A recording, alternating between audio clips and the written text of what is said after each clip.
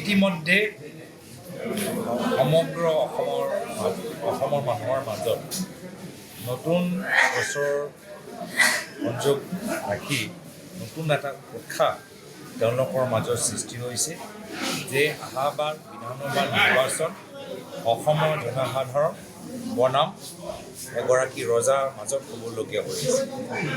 ৰাজনৈতিক দলৰ মাজত নহয়, ৰাজনৈতিক গঠবন্ধনৰ মাজত নহয়, ৰাইজ বনাম ৰজাৰ মাজত হ'বলগীয়া হৈ আছে।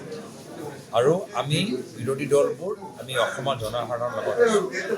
আৰু এইবাৰ আপোনালোকে দেখা পাব যে অসমৰ নিৰ্বাচনৰ ফলাফল সমগ্ৰ ভাৰতবৰ্ষৰ বাবে এটা উদাহৰণ হ'ব যে কেনেদৰে স্বাভিমানী ৰাইজ যেতিয়া একত্ৰিত হয় ধন বল বহুবলক কেনেদৰে উফৰাব পাৰে, সেয়া এটা ব্যতিক্ৰমী এটা পৰামৰ্শ বা এটা উদাহৰণ অসমৰ জনসাধাৰণে আগন্তুক দিনত বিধানসভা নিৰ্বাচন যোগেদি সমগ্ৰ ভাৰতৰ ৰাইজক দিবলৈ গৈ আছে। আজি মুখ্যমন্ত্ৰীগৰাকীয়ে কৈছে যে কংগ্ৰেছৰ টিকেট 3 পৰা 4 কোটি টকাত বিক্ৰী হয় বুলি কৈছে।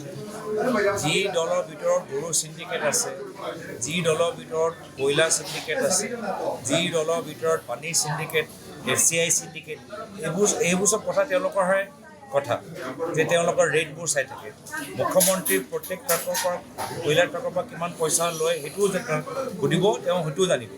যদি মুখ্যমন্ত্ৰীয়ে সোধে, এতিয়া মুখ্যমন্ত্ৰী যদি আপুনি সোধে যে আপোনালোকৰ বিধায়কে 1 বিঘা মাটি কিমান লাখ টকাত বিক্ৰী কৰে, সেইটোও তেওঁলোকে জানিব।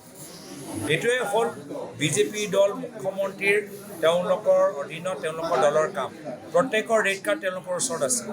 যদি অৰুণোদয় আঁচনি কাৰোবাক দিব লাগে কিমান ৰেটত নামটো অন্তৰ্ভুক্ত হয় তাৰো তেওঁলোকৰ ৰেট আছে।